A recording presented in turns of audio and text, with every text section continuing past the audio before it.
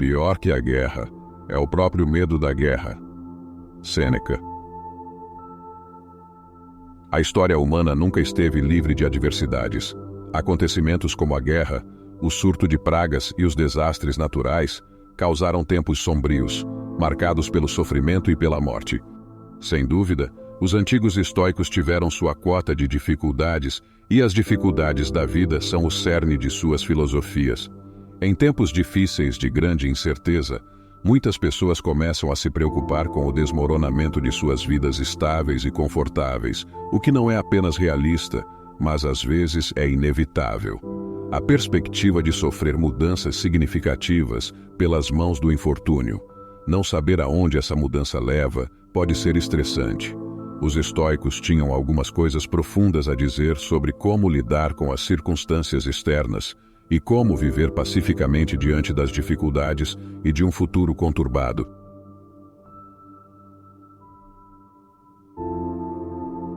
Viver em uma sociedade em que o consumo em massa é a norma e as empresas fazem lavagem cerebral em nós para acreditar que precisamos de seus produtos para nos sentirmos completos.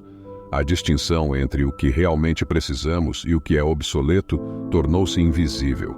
Nos países ricos, as pessoas raramente se preocupam com suas necessidades básicas porque elas são um direito adquirido.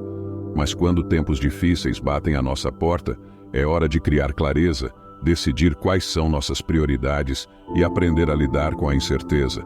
Em primeiro lugar, é essencial lembrar a dicotomia do controle e estar constantemente ciente do fato de que só controlamos nossas próprias ações. Segundo Epicteto, coisas como nosso corpo, propriedade e reputação não dependem de nós. Quando a economia declina, por exemplo, não há muito que possamos fazer a respeito. Poderíamos perder muito dinheiro no mercado de ações, nossos empregos e, portanto, nossa renda. Mas, de um ponto de vista estoico, ao vincular nossa felicidade a essas coisas em primeiro lugar, já nos preparamos para a decepção. Como afirmou Epicteto, as coisas em nosso controle são por natureza livres e restritas, sem obstáculos, mas aquelas que não estão sob nosso controle são fracas, servas, contidas e pertencem a outros.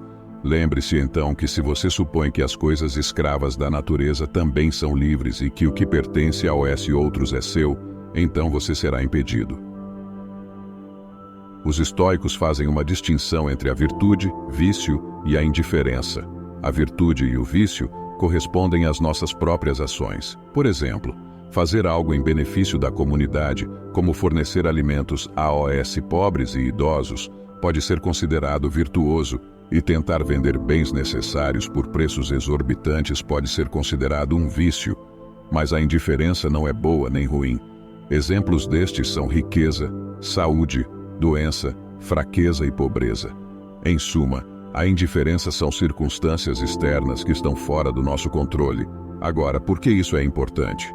Bem, o que caracteriza tempos difíceis é que essas indiferenças estão ameaçadas, mas não nossa capacidade de agir. Isso significa que não devemos nos importar com essas coisas externas? Não necessariamente, pois precisamos de pelo menos alguns deles para sobreviver. No entanto, quando enfrentamos tempos difíceis, podemos querer reconsiderar o que realmente precisamos. Necessidades básicas como comida e abrigo, por exemplo, para que possamos deixar de lado o resto e parar de nos preocupar com elas à beira do colapso econômico. Quão importante é realmente possuir todos os tipos de bens de luxo? E até que ponto o status social traz comida para a mesa e nos protege de uma doença que não discrimina entre ricos e pobres? Quanto mais nos apegamos a esses externos, mais nos perturbamos com a perspectiva de perdê-los. A verdade é que podemos ser perfeitamente felizes e contentes sem eles. Outra lição estoica essencial diz respeito à morte e ao sofrimento. Isso pode parecer contundente, mas no final das contas, a morte e o sofrimento fazem parte da natureza. No Ocidente, isso é meio tabu. A morte é vista como algo negativo, algo trágico, e precisa ser evitada a todo custo.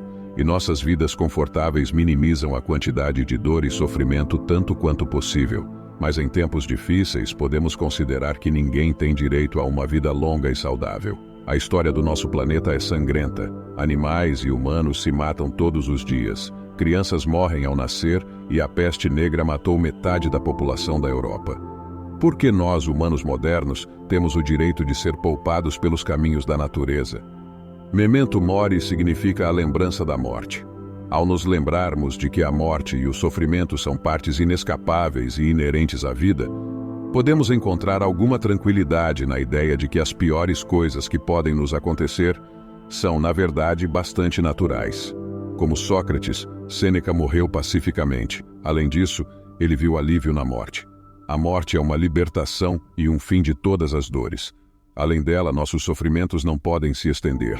Ela nos restaura ao descanso tranquilo em que jazemos antes de nascermos. Se alguém tem pena dos mortos, também deve ter pena daqueles que não nasceram. Um último conselho estoico, pois encontrar uma sensação de calma e adversidade é nos lembrar de que não controlamos nosso destino. Podemos influenciar o futuro por nossas ações do presente, mas os resultados dependem tanto das circunstâncias externas que é impossível garantir um certo resultado. A economia pode desmoronar, podemos perder nossos empregos, a pobreza em massa pode surgir e um grande número de pessoas pode morrer, e nenhuma preocupação pode mudar isso.